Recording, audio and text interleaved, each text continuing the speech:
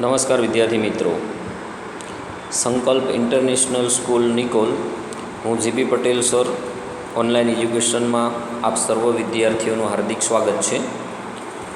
હવે આપણે 11 commerce Gujarati medium subject એકાઉન્ટની અંદર બિન વેપારી સંસ્થાના હિસાબો આજે આપણે દાખલા નંબર 10ની ચર્ચા કરવાની છે. તો દાખલા નંબર 10ની અંદર જે માહિતી તમને આપેલી છે એના આધારે આપણે ઉપજ ખર્ચ ખાતું તૈયાર કરવાનું છે.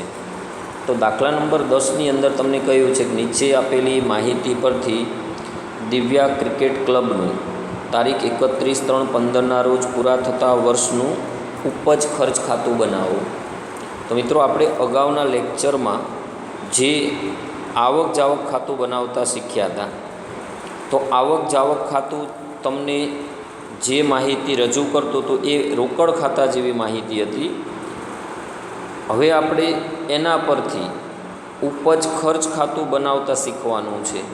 તો ઉપજ ખર્ચ ખાતું જ્યારે તમે બનાવશો ત્યારે એના અંદર તમારે જે માહિતી આપેલી હોય એના આધારે હવાલાને પણ ધ્યાનમાં લઈ અને ઉપજ ખર્ચ ખાતું બનાવવાનું આવશે. તો ઉપજ ખર્ચ ખાતું એ નફા નુકસાન ખાતા જેવું છે.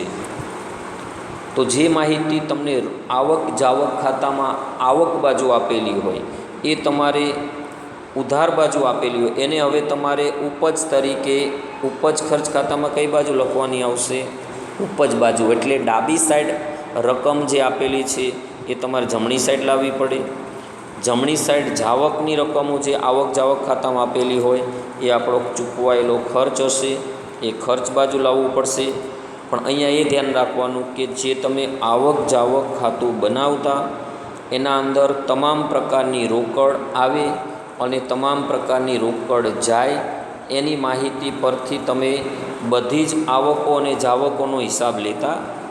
અહીંયા ફક્ત મહેસૂલી આવક અને મહેસૂલી ખર્ચ જ ધ્યાનમાં લેવાનું રહેશે. તો સૌ પ્રથમ તમને જે હવાલા આપેલા છે એ પહેલાં જોઈ લેવાના. અહીંયા તમને 5 હવાલા આપેલા છે કે વીમા પ્રીમિયમના ₹2400 અગાઉથી ચૂકવેલ છે. તો આના અંદર તમારે જોવાનું કે વીમા પ્રીમિયમ તમને ક્યાં આપેલું છે એના ઉપર તમારે ટીક કરવું પડે. જો ન આપેલું હોય તો તમારે ડાયરેક્ટ હવાલો કરવો પડશે. તો અહીંયા તમે જોઈ શકો છો કરવેરા અને વીમો આપ્યો છે, ત્યાં ટીક કરવું પડે. પછી રમતગમતમાં ભાગ લેતા સભ્યો પાસેથી 6000 લવાજમ મળવાનું બાકી છે. તો રમતગમતમાં ભાગ લેતા સભ્યો પાસેથી મળેલ લવાજમ ત્યાં ટીક કરવું પડે. પછી તમે ત્રીજો હવાલો જોશો તો એમાં કીધું છે કે સભ્યો પાસેથી ચાલુ વર્ષનું લવાજમના 6000 મળવાના બાકી છે. તો અહીંયા તમને સભ્યો પાસેથી મળેલ લવાજમ 14/15 અને 15/16નું આપેલું છે. જુઓ, તો આપણું જે હિસાબી વર્ષ છે એ 31/3/15 પૂરું થાય છે. તો ચાલુ વર્ષનું લવાજમ કહેવાય 84,000. તો હંમેશા ઉપજ ખર્ચ ખાતું બનાવો ત્યારે માત્ર ચાલુ વર્ષની ઉપજો અને ચાલુ વર્ષના જ ખર્ચ લેવાય. ગયા વર્ષના કે અગાઉના વર્ષના જે કંઈ ખર્ચ કે આવક હોય એને આપણે ધ્યાનમાં લેવાના નથી. તો આટલી માહિતીઓ તમને જે આપેલી છે એને તમારે ટીક કરતું રહેવાનું. પછી તમને ચોથો હવાલો આપેલો છે રમતગમતના સાધનો પર 10% શું ગણવાનો છે?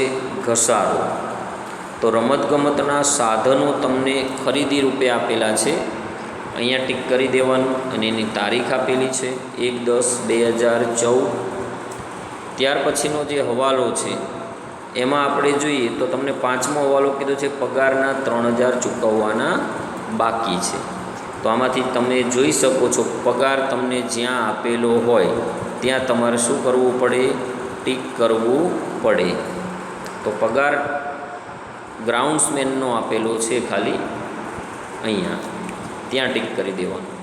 હવે આટલી માહિતી જે આપેલી છે તો તમે જોઈ શકો છો કે શરૂઆતની બેંક સિલક, શરૂનો બેંક ઓવરડ્રાફ્ટ એ ક્યારેય તમારે ધ્યાનમાં ઉપજ ખર્ચમાં લેવાનું નહીં. હવે અહીંયા તમને ચાલુ વર્ષનું લવાજમ 84,000 મળ્યું છે. કેટલું મળ્યું છે? 84,000 અને નીચે કયું છે કે સભ્યો પાસેથી ચાલુ વર્ષના 6,000 લવાજમના મળવાના બાકી છે, એવું તમને ત્રીજા હવાલામાં આપેલું છે. તો લવાજમ એ ચાલુ વર્ષની ઉપજ કહેવાય, એટલે તમારે ઉપજ બાજુ લખાય.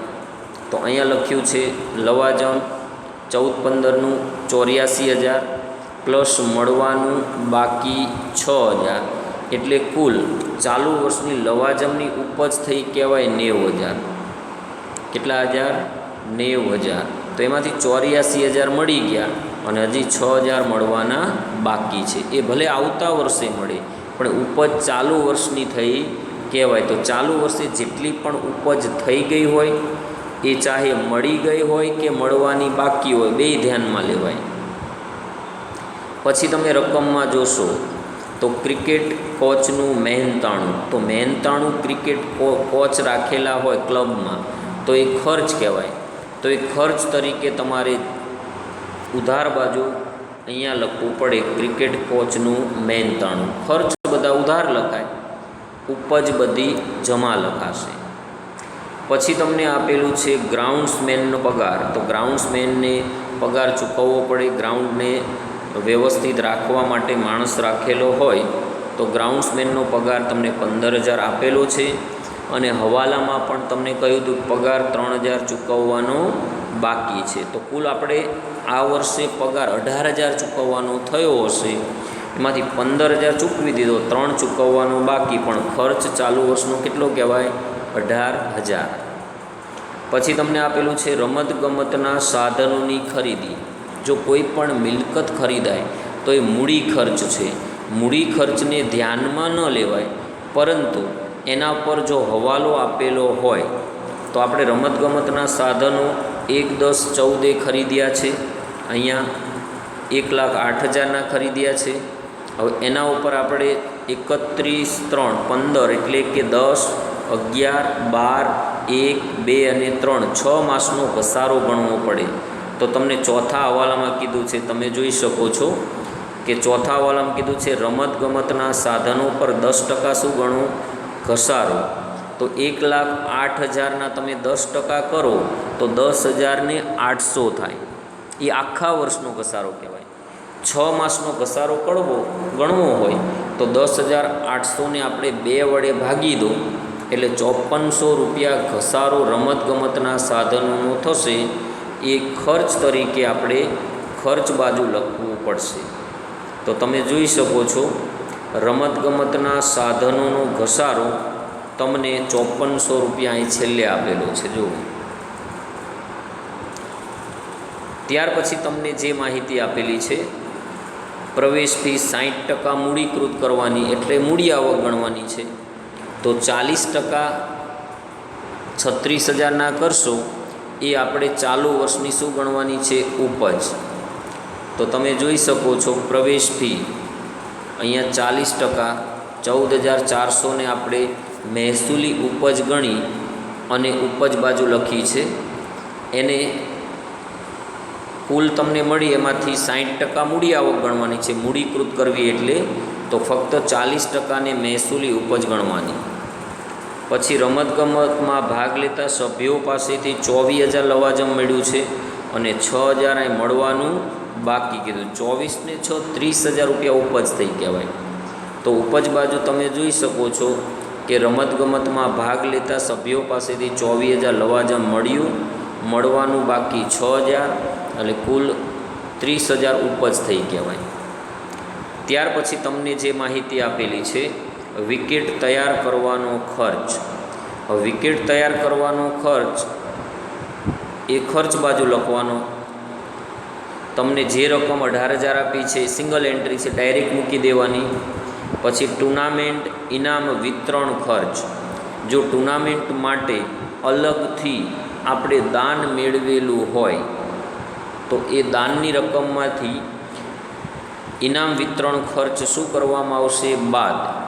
એટલે એ રકમ પાકા સરવૈયામાં લખાશે, અહીંયા લખી શકાશે નહીં.